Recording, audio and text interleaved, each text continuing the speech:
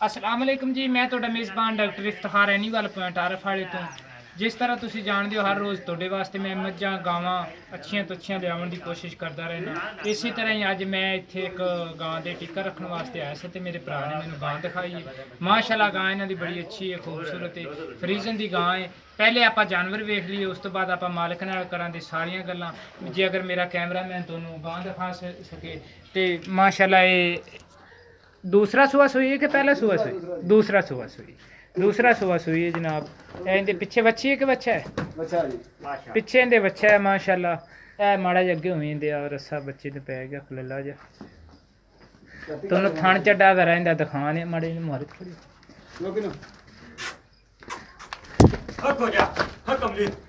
थोड़ा जिहा मैं इन्हां दा डॉक्टर भी आउं दी वजह नाल भी ये डरदी ते ए थण तुहानू नज़र आ रहे ने इंदे। ਹੁਣ ਥੋੜੀ ਤੁਹਾਨੂੰ ਬੈਕ ਸਾਈਡ ਤੋਂ ਦਿਖਾਈਏ।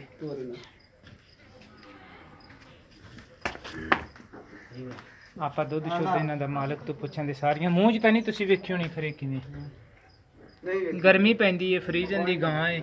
ਗਰਮੀ ਦੇ ਵਿੱਚ ਇਹ ਗਾਵਾਂ ਥੋੜ੍ਹਾ ਜਿਹਾ ਲਿੱਸੀਆਂ ਹੁੰਦੀਆਂ ਨੇ, ਦੁੱਧ ਵੀ ਗਰਮੀ 'ਚ ਘੱਟ ਦਿੰਦੀਆਂ ਨੇ, ਸਰਦੀ 'ਚ ਥੋੜ੍ਹਾ ਜਿਹਾ ਦੁੱਧ ਜ਼ਿਆਦਾ ਦਿੰਦੀਆਂ ਨੇ। ਇਹ ਮੋਬਾਈਲ ਫੜੇ आसफ भाई अच्छे मेरे को अस्सलाम वालेकुम। आसफ भाई दूसरा सुबह सुई थी? दूसरा सुबह सुई। पहले सुबह कितना दूध करती थी? गर्मियों से सुई।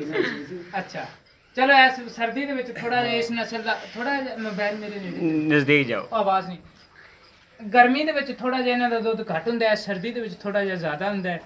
ਪਿਛਲੇ ਰਿਕਾਰਡ ਨੂੰ ਰਹਿਣ ਦਿੰਦੇ ਆ। ਅੱਛਾ ਤੁਸੀਂ ਇਸ ਟਾਈਮ ਹੁਣ ਹਾਜ਼ਰ ਵਕਤ ਤੇ ਕੀ ਦੁੱਧ ਦੇ ਰਹੇ? ਬੱਚੇ ਛੱਡ ਕੇ 10 ਕਿਲੋ ਦੋ ਟਾਈਮ ਦਾ ਬੱਚੇ ਨੂੰ ਕਿੰਨਾ ਛੱਡ ਕਿੰਨੇ? ਦੋ ਥਣ ਬੱਚੇ ਨੂੰ ਛੱਡਦੇ ਨੇ, ਦੋ ਥਣ ਚੋਂਦੇ ਨੇ, 10 ਕਿਲੋ ਚੋ ਰਹੇ ਨੇ ਦੋ ਟਾਈਮ ਦਾ। ਕਿੰਨੇ ਦਿਨ ਹੋਏ ਨੇ ਸੂਈ? ਪੰਜਵਾਂ ਦਿਨ। ਕੋਈ ਆਪਦੇ ਆਪ ਨੂੰ ਚੁੰਗਣ ਵਾਲੀ ਆਦਤ, ਕੋਈ ਥਣ ਚ ਦੁੱਧ ਵਗਣ ਵਾਲੀ ਆਦਤ, ਕੋਈ ਥਣ ਚ ਦੁੱਧ ਦਾ ਵਾਧਾ ਘਾਟਾ, ਉਹ ਜਾਨਵਰ ਤੇਰੇ ਬੂਹੇ ਤੇ ਆਵੇਦਾ ਤੇਰੇ ਖਰਚੇ ਚ।